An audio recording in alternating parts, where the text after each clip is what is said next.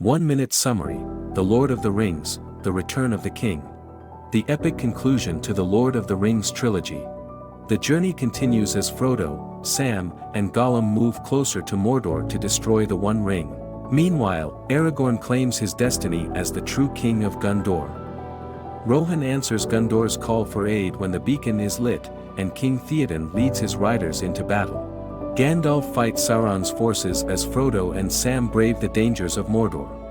Aragorn seeks the aid of the dead men of Dunharrow, fulfilling an ancient prophecy to bolster his forces. The epic battle rages at Minas Tirith, where King Theoden meets a heroic end. At Mount Doom, Gollum's obsession leads to the ring's destruction, vanquishing Sauron and bringing peace to Middle-earth. Aragorn is crowned king, and in a touching moment, everyone kneels to honor the Hobbits for their bravery. A tale of courage, friendship, and destiny.